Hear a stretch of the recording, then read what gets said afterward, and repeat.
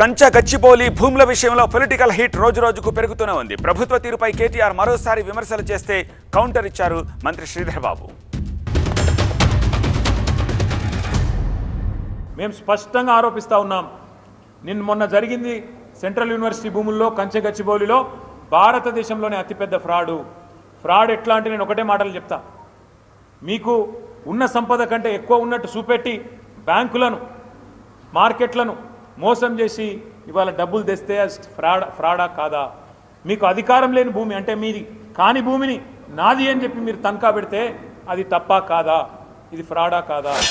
వచ్చిన నిధుల్లో రాష్ట్ర సంక్షేమానికి సంబంధించి రైతన్న సంక్షేమానికి సంబంధించి ఉపయోగించిన నిధులతో పాటు మర్చెంట్ బ్యాంకర్కు సంబంధించి డిబెంచర్ ట్రస్టీగా ఉన్న సంస్థకు ప్రొఫెషనల్ ఫీ సెబీ రెగ్యులేషన్ ప్రకారం ఇవ్వటాన్ని కూడా వారు తప్పు పడుతున్నారంటే సెబీని కూడా తప్పు పడుతున్నట్టు, వారు వ్యవస్థలను కూడా తప్పు పడతా ఉన్నట్టు, వ్యవస్థకు సంబంధించిన ప్రతి రెగ్యులేషన్ కూడా వారు తప్పు పడతా ఉన్నట్టు కనబడతా ఉంది.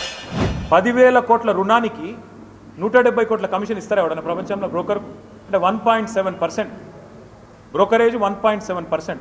బాంబే బ్రోకర్ను ఒక బీజేపీ ఎంపీ తీసుకొస్తే ఆ బీజేపీ ఎంపీ ఈ ముఖ్యమంత్రి ఇద్దరు కలిసి మరి ఆ భూమి కోసం 170 కోట్ల లంచం కమిషన్ రూపంలో ఆ బ్రోకర్కి ఇచ్చి 10,000 కోట్లు తెచ్చుకున్నారు. భూమిని తాకట్టు పెట్టింది బీకన్ అనే సంస్థకు, అకౌంట్ చేసింది ఐసిఐసిఐ బ్యాంకులా.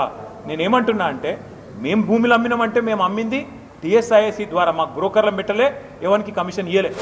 కార్పొరేషన్కు సంబంధించి దాదాపు 8 కోట్ల రూపాయలు కేవలం అదే మర్చెంట్ బ్యాంకర్కి వారు కూడా ఫీజు ఇచ్చారు. ₹1 రాలే. స్ట్రక్చరింగ్ దాంట్లో మీరు చేసింది దాదాపు 10 కోట్ల రూపాయలు అప్పనంగా ఇచ్చినామని కాదు కదా. This is a professional fees. ఇది మీరు ఇచ్చినప్పుడు అదే మర్చెంట్ బ్యాంకర్కు వేరే మర్చెంట్ బ్యాంకర్కి ఇస్తేనేమో ఆ బ్రోకరేజ్ ఫీజు కరెక్ట్.